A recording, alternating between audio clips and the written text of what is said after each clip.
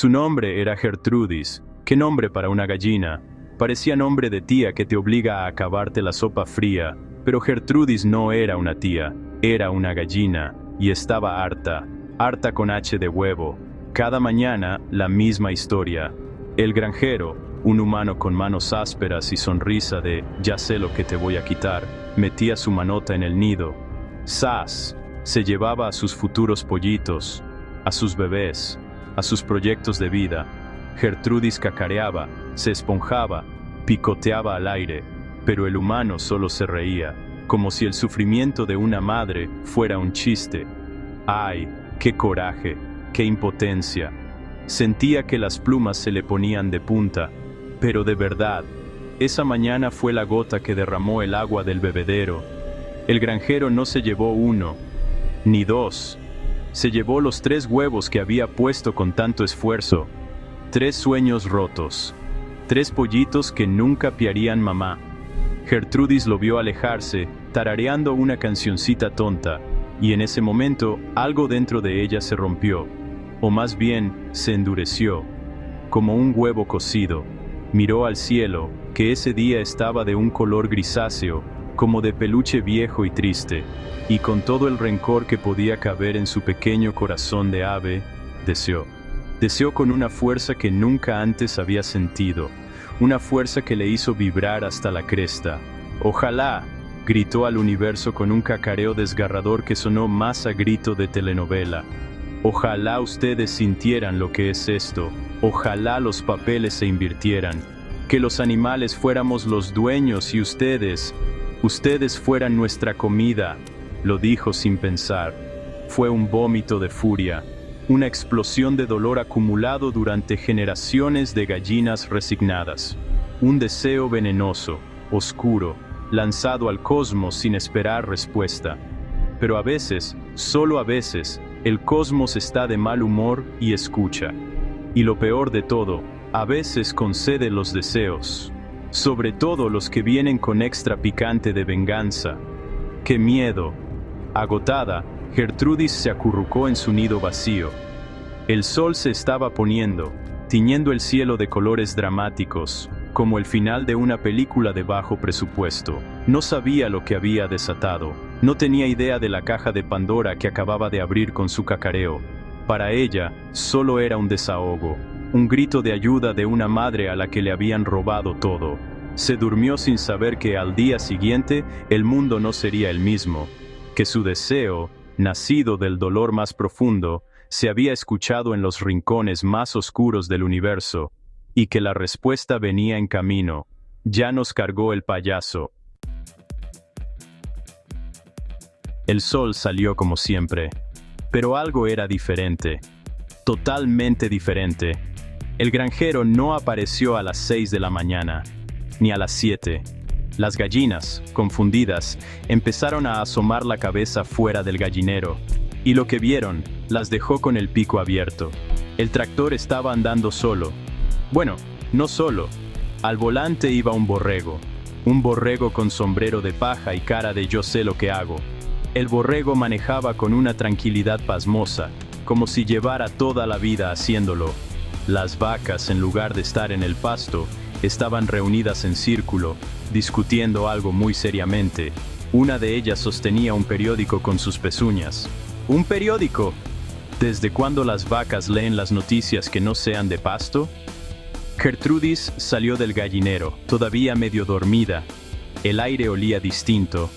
Olía a libertad y a caos. Una piara de cerdos había tirado la puerta de la casa del granjero y estaban sacando los muebles.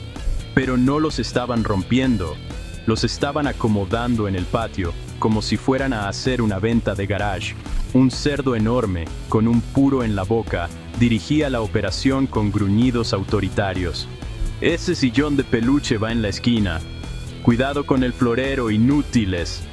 Era una escena surrealista, digna de una pesadilla, o del sueño más loco de un animal de granja. Era como si todos se hubieran vuelto locos. De repente, se escuchó un grito humano. Provenía de la casa. Gertrudis y las demás gallinas corrieron a ver. Ay, nanita, el granjero y su familia estaban encerrados en el gallinero, en el mismo lugar donde ellas habían vivido. El hombre golpeaba los barrotes de madera con desesperación. «¡Sáquenme de aquí, animales estúpidos!». Pero los animales ya no eran estúpidos. Un perro pastor, que ahora vestía un uniforme de policía improvisado, se acercó a la reja. «Guarde silencio, humano. Tiene derecho a permanecer callado, aunque preferiríamos que no lo hiciera.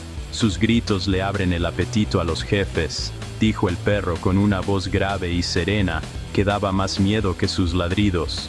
El mundo había cambiado. De la noche a la mañana, el deseo de Gertrudis se había cumplido, pero con una magnitud que ella jamás habría imaginado. No era solo la granja. Se escuchaban ruidos extraños viniendo de la ciudad cercana, sirenas, pero con mugidos y relinchos. El cielo se llenó de pájaros que volaban en formaciones organizadas, como si fueran aviones de combate. La revolución no había sido pequeña, había sido total, absoluta y terrorífica. Gertrudis miró a los humanos enjaulados, luego a los animales tomando el control. Sintió un escalofrío. ¿Esto era lo que quería? Ay, creo que la regué. La ciudad, que antes se llamaba Villa Esperanza, ahora era conocida como la Granja Urbana, y hacía honor a su nombre. Las calles estaban llenas de animales, pero no animales salvajes, animales vestidos, con trabajos, con preocupaciones. Los semáforos eran operados por monos araña muy eficientes. Los autobuses públicos eran conducidos por osos pardos gigantes que gruñían si no pagabas tu pasaje exacto. En las oficinas, manadas de hienas vestidas con trajes de peluche de colores chillones trabajaban como contadores, riéndose a carcajadas cada vez que encontraban un error en las cuentas. Era un espectáculo digno de verse, una locura de pelos, plumas y peluche. Las escenas cotidianas eran para morirse de risa, o de miedo, o las dos cosas. Podías ver a un grupo de pingüinos con sus portafolios, caminando en fila india hacia el distrito financiero, o a una jirafa tratando de entrar en una cafetería con techos demasiado bajos, provocando un desastre. Los gatos eran los dueños de los cafés de moda, juzgando a todos los clientes con su mirada de superioridad mientras servían leche de almendras. Los perros, por supuesto, manejaban la seguridad. Eran policías, guardias, detectives, siempre leales al nuevo sistema, y siempre, olfateando el miedo de los pocos humanos que se atrevían a salir. La moda también había cambiado, claro. Todo era de peluche. Casas de peluche, ropa de peluche, autos forrados de peluche. Era una obsesión. Los colores eran brillantes, casi ofensivos a la vista. Rosa fucsia, azul eléctrico, verde limón. Era como si el mundo hubiera sido diseñado por un niño con mal gusto y acceso ilimitado a la tela de peluche. Los edificios altos estaban cubiertos de felpa morada. Los parques tenían bancas de peluche amarillo. Era visualmente agotador, pero a los animales les encantaba. Les parecía el colmo de la sofisticación. ¡Qué elegancia la de Francia! O en este caso, ¡qué peluchancia la de Francia! Pero debajo de toda esa apariencia ridícula y colorida, había una corriente oscura, muy oscura. En los callejones, podías ver a zorros vendiendo mercancía prohibida. ¿Qué era? Relojes, teléfonos, libros, objetos humanos, posesiones que ahora eran ilegales.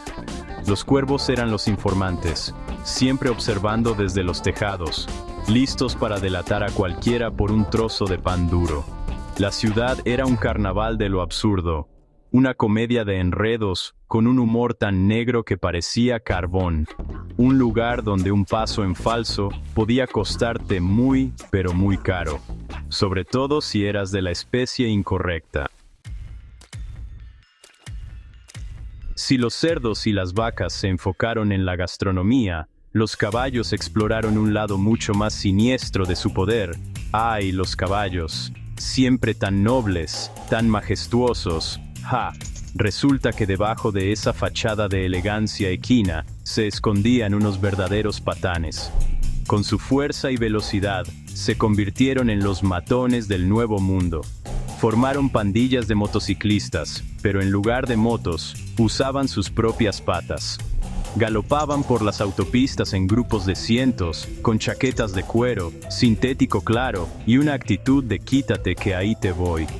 Eran el terror de las carreteras. Su líder era un semental negro llamado Relámpago, un nombre bastante poco original para un caballo, pero a él le gustaba. Relámpago era cruel, disfrutaba el poder, le encantaba la sensación de intimidar a los demás. Su pasatiempo favorito era un juego que llamaban la estampida humana. Consistía en encontrar un escondite de humanos y, bueno, hacer una estampida. No por comida, solo por diversión, por el placer de ver el pánico en los ojos de sus antiguos amos. Galopaban y pisoteaban todo a su paso, relinchando de una forma que no era de alegría, sino de una maldad pura y dura. Eran peores que los microbuseros en hora pico, pero su crueldad no terminaba ahí. Los caballos también controlaban el entretenimiento. Revivieron los rodeos, pero con un pequeño cambio. Ahora, los jinetes eran monos araña muy valientes, o muy tontos, y los que eran montados y laceados, eran, sí, los humanos. Familias enteras de animales iban los domingos a ver el espectáculo.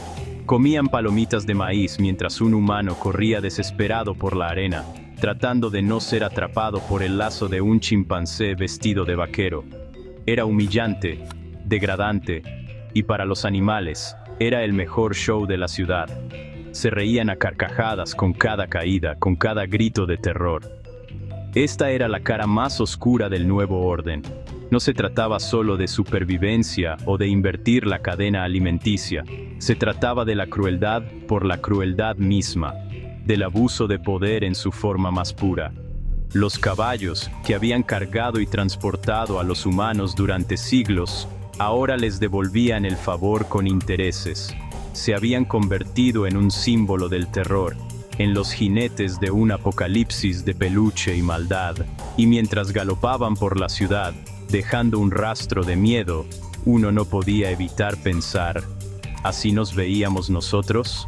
¿Así de crueles éramos? ¡Ay, qué vergüenza! Para los humanos, la vida se había convertido en una película de terror de bajo presupuesto. De la noche a la mañana, pasaron de ser los reyes de la creación a ser ratas asustadas escondiéndose en las alcantarillas. La mayoría vivía en las ruinas del viejo mundo, sótanos, estaciones de metro abandonadas, los esqueletos de los centros comerciales. Sobrevivir era una lucha constante. Tenían que buscar comida en los basureros de los animales, siempre con el miedo de ser descubiertos por una patrulla de perros policía, o peor aún, por una familia de osos hambrientos buscando un bocadillo de medianoche. Qué triste papel nos tocó jugar. La comunicación era casi imposible. Los animales controlaban todas las redes. El internet, la televisión, la radio, todo era programación animal. Concursos de belleza para caniches, noticieros presentados por lechuzas y telenovelas protagonizadas por gatos dramáticos tituladas Gata Salvaje, pero de verdad. Los humanos estaban aislados, desconectados, sin saber cuántos quedaban ni dónde estaban.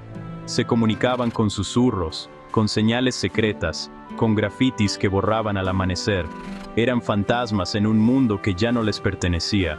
Una especie en peligro de extinción, cazada por deporte, por hambre o por simple aburrimiento. El miedo era el sentimiento dominante. Miedo a salir, miedo a hacer ruido, miedo a ser olfateado. Los niños humanos ya no lloraban, aprendían a ahogar sus sollozos en trapos viejos. No jugaban en parques, sino en silencio entre las tuberías oxidadas.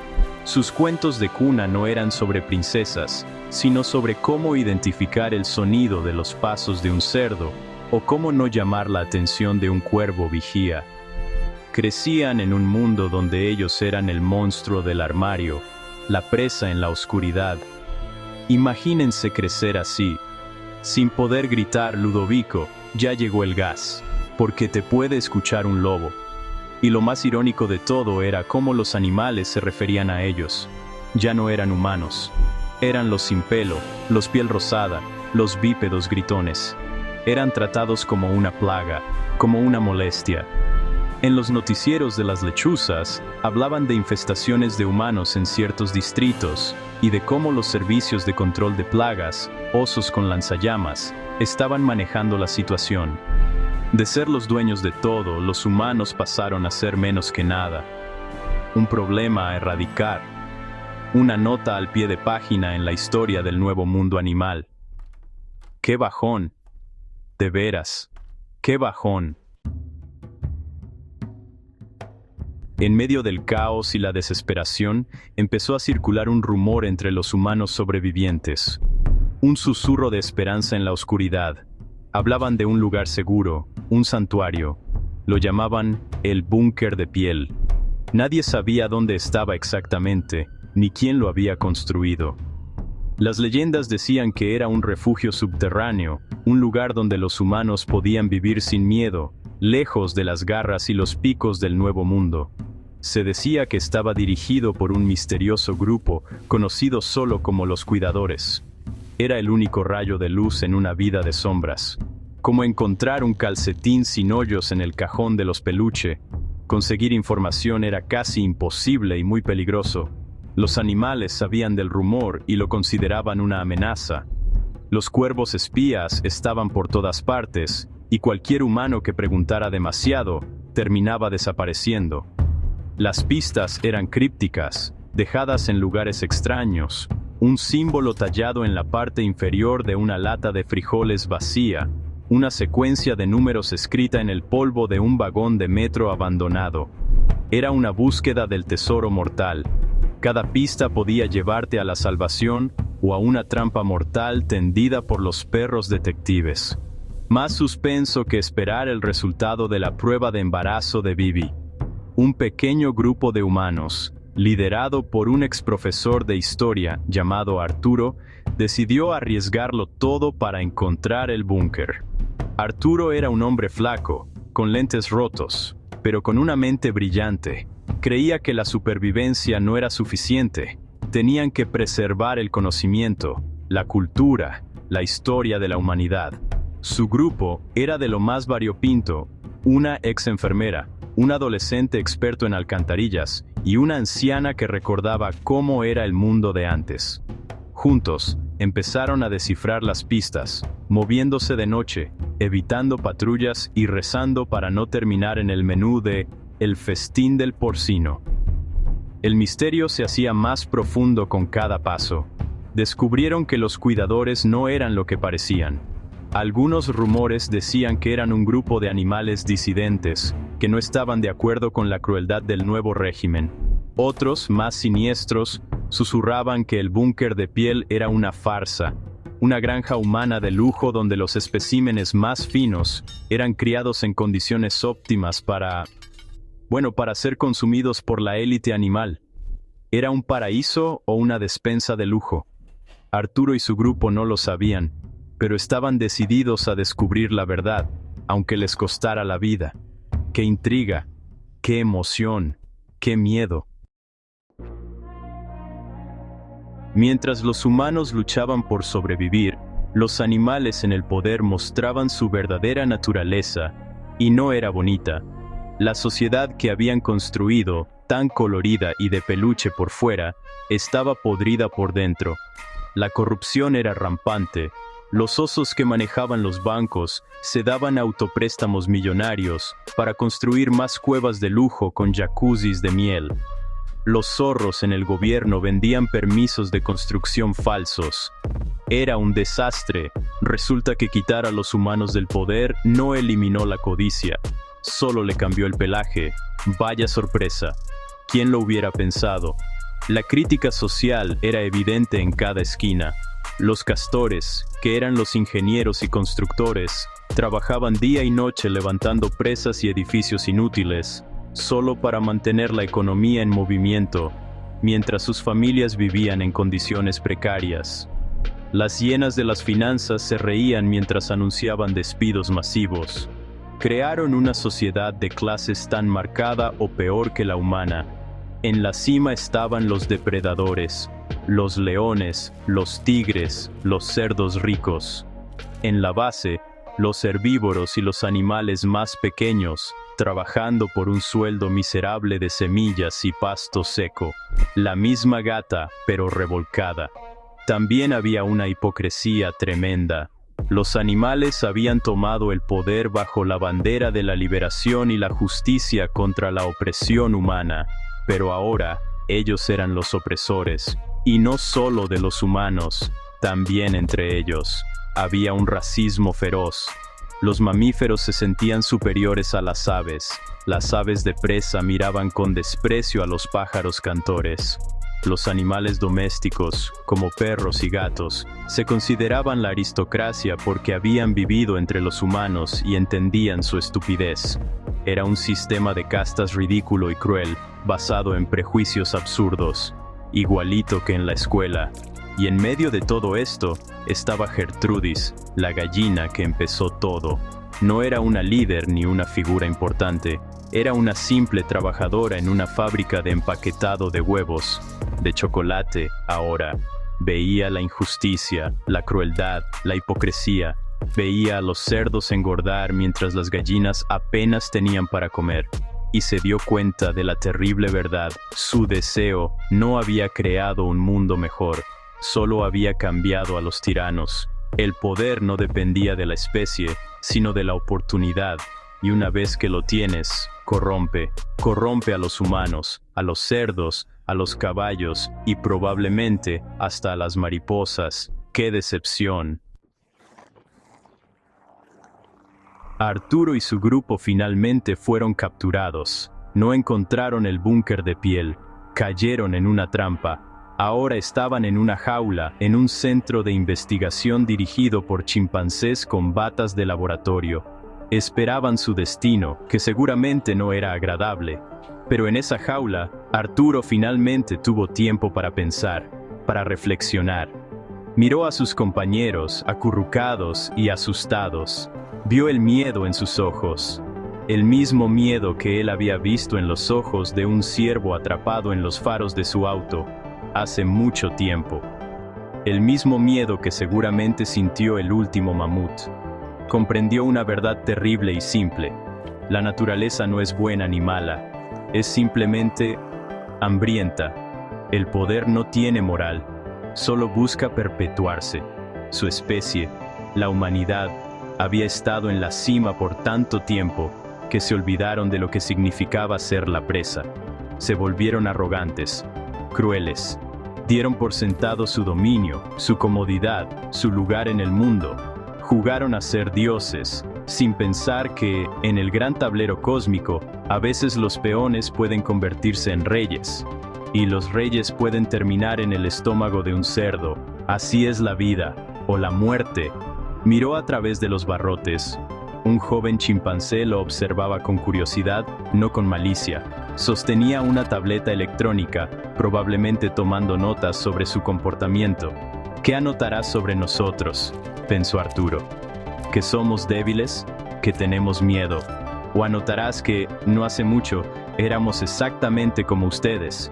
Que construimos jaulas, que experimentamos, que decidimos quién vive y quién muere.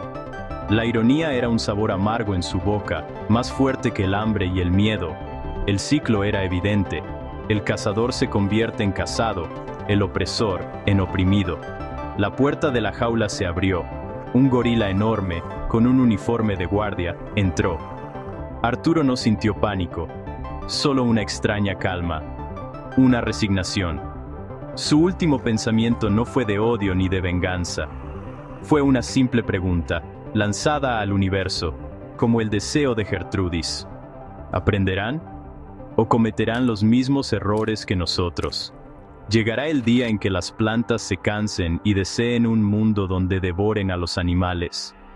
El ciclo de la venganza era una rueda interminable, y en ese momento su especie simplemente había llegado al final de su turno en la cima.